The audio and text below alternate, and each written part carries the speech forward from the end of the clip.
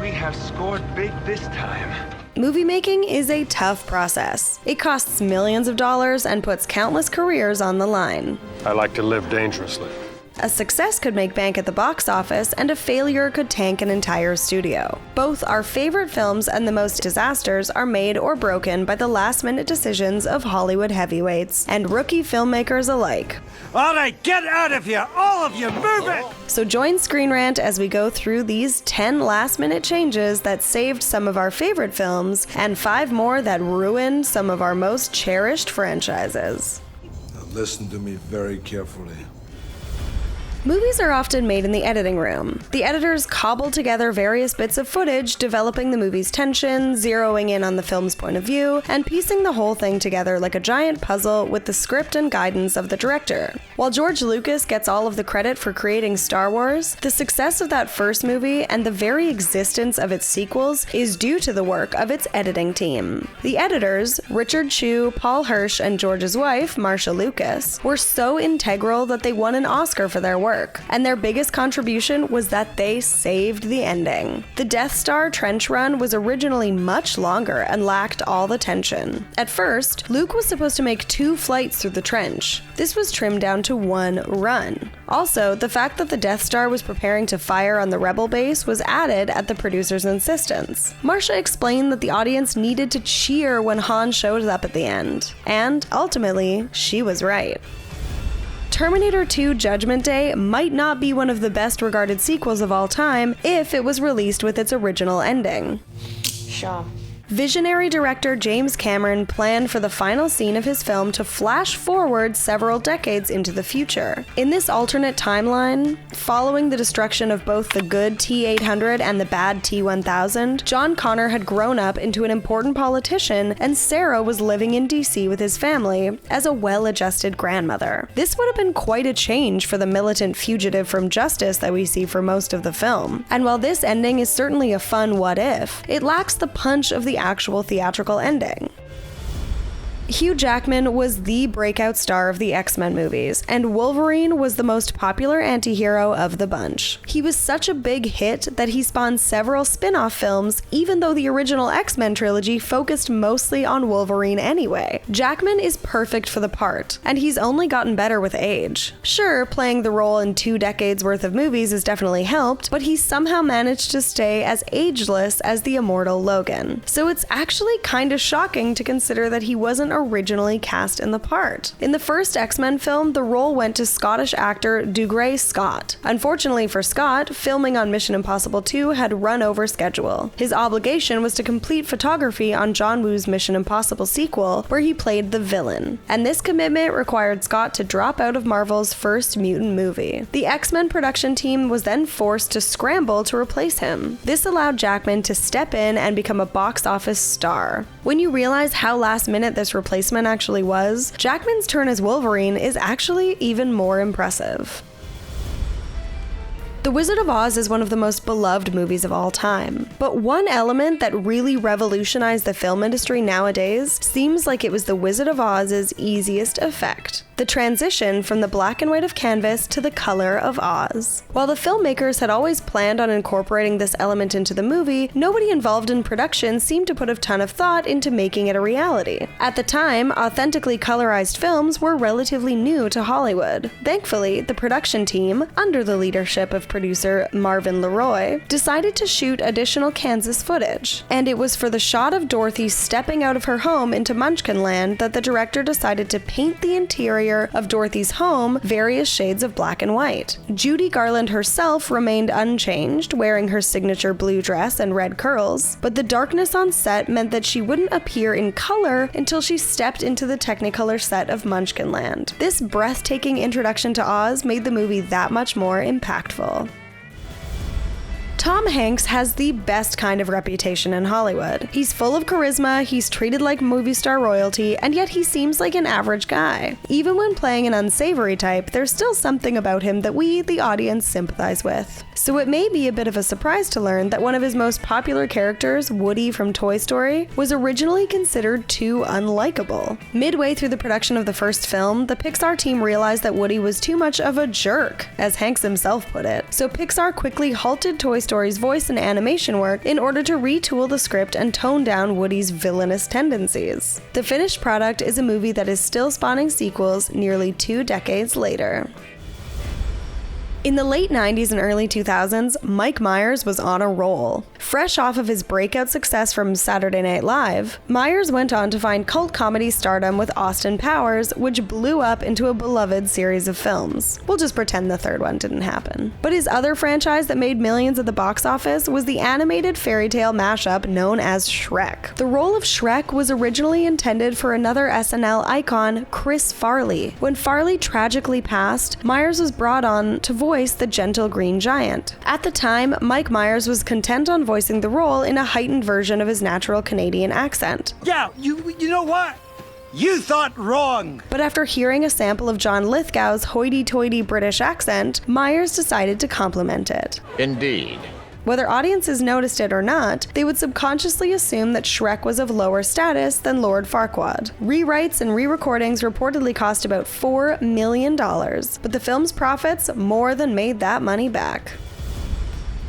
Some last-minute changes are made so close to the wire they happen days or even hours before a film premieres. This one, however, occurred after the movie debuted. While Cats is a more recent film that's become notorious for the tweaks made to its effects following the release, the late great Stanley Kubrick was much more of a perfectionist. Kubrick was known to be a perfectionist who constantly adjusted every aspect of his films, from the scripts to the sets to the costumes to the shots throughout production. He even pushed some of his actors to their breaking points. His horror classic The Shining has gone on to become a Halloween staple, but at the time of its release, Kubrick was less sure about how it would be received. Initially, the movie had an epilogue after Jack freezes in the maze, but viewers felt that it was muddling the closing scenes of the film. So Kubrick sent out an order and movie theater projectionists were required to remove the epilogue from the film. They literally had to cut out the final scene of the movie with scissors and then paste the film back together. Now, let's step back in time to 1985. Co-writers Robert Zemeckis and Bob Gale had concocted a time travel family comedy with a souped-up DeLorean and a weird mother-son dynamic. Great Scott! With Zemeckis in the director's chair and Steven Spielberg as the steadfast producer, what could go wrong? Well, during principal photography, Zemeckis and Gale started to get the sinking feeling that they had cast the wrong actor. Originally, the role of Marty McFly was played by Eric Stoltz. Yep, even though it is nearly impossible to imagine anybody other than Michael J. Fox in the role, Stoltz had been cast in the part. After spending a month trying to make Stoltz's performance work, his take on the character was just too serious. The filmmakers had a tough conversation with Stoltz before striking a deal with the producers of Fox's sitcom Family Ties. They allowed him to work day and night, both on the show and the movie. It was an exhausting schedule, but it saved Back to the Future and made it into the amazing movie it is today. Speaking of actors who almost didn't play iconic roles, Harrison Ford was originally not Indiana Jones. George Lucas and Steven Spielberg had an entirely different star in mind, and this one had a mustache. While Spielberg always wanted Ford to grab the whip and don the fedora, Lucas didn't want to work with anyone he had collaborated with before. Yet the situation changed, and Selleck's commitment to the hit TV show Magnum P.I. on CBS wouldn't allow him to take the role. So Spielberg and Lucas decided to go with their backup plan, Harrison Ford, and the rest is history. Ford also got the role of Han Solo thanks to his prior connections to George Lucas, having played a small role in American Graffiti. During auditions for Star Wars, Ford served as a reader, reading sides with actors trying out for parts in the film. His laid-back delivery impressed the casting director so much that Ford ended up being the one to nab the part of the smug intergalactic smuggler. Ford seems to owe his entire career to Lucas, even though 2 of his 3 roles, Han and Indy, were given to him as an afterthought. I've done more than I bargained for on this trip already.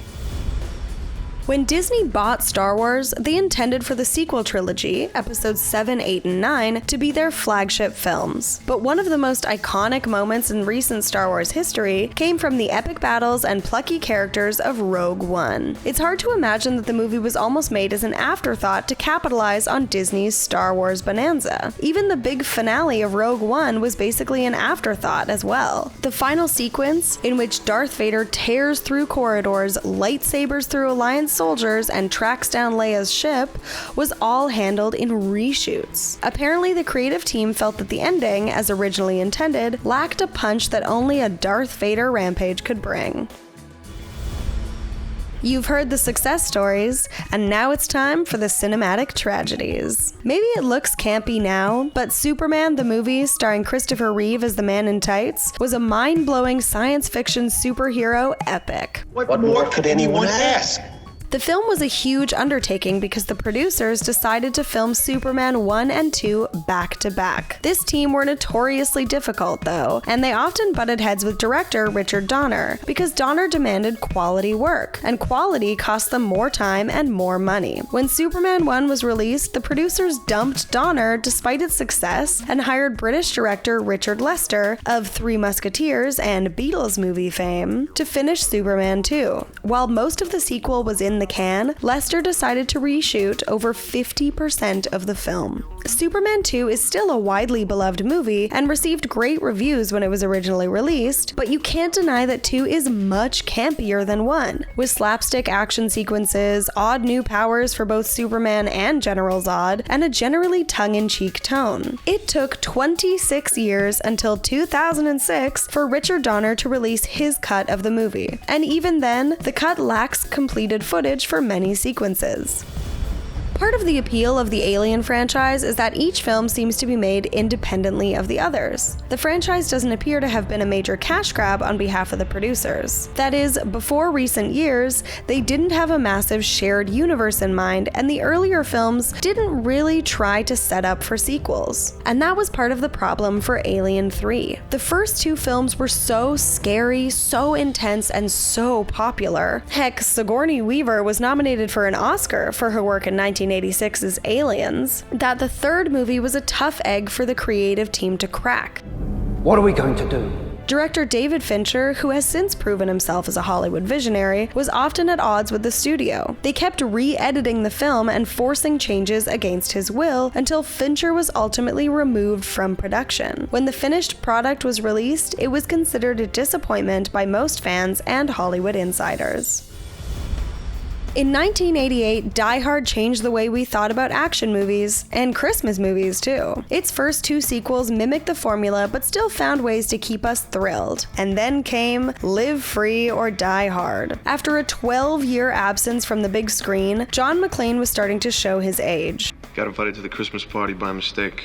Sure, the film still has its moments, and it has a much higher Rotten Tomatoes score than its predecessor, but Live Free or Die Hard was the first film in the franchise to have a PG-13 rating. While the movie was shot with an R rating in mind, it was re-edited at the studio's insistence in order to appeal to a wider audience. This version cut down on violence, and even cut down McClane's original catchphrase to simply yippee-ki-yay. The original edit was restored for the DVD release, which brought back the violence and brought back the famous ending to yippee-ki-yay.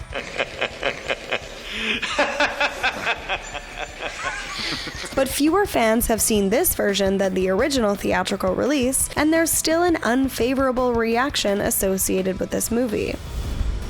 I Am Legend doesn't get a lot of love among cinephiles, and it's probably for this reason. The movie misses the whole point of the book. In the film, Will Smith's character lives in a post-apocalyptic New York City that is overrun by zombie vampires. Naturally, the movie is full of sequences in which Smith blows up these creatures mercilessly, and since they seem to be violent, bloodthirsty monsters, we fully support the guy. Originally, in Will Smith's final confrontation with these creatures, he learns that they are just as scared of him as he is of them. The human and vampire zombies realize they're not so different after all. Everyone learns a lesson. I Am Legend refers to Will Smith's character. He is the legendary monster that these creatures fear. It is a philosophical idea that deepens the movie, and apparently it was too deep for test audiences. They were so turned off by the mutual understanding of the ending that filmmakers changed it. Instead, Will firebombs his way through the now mindless monsters and rides off into the sunset with other survivors. This change paid off in the short run, but ultimately made I Am Legend into a more forgettable film.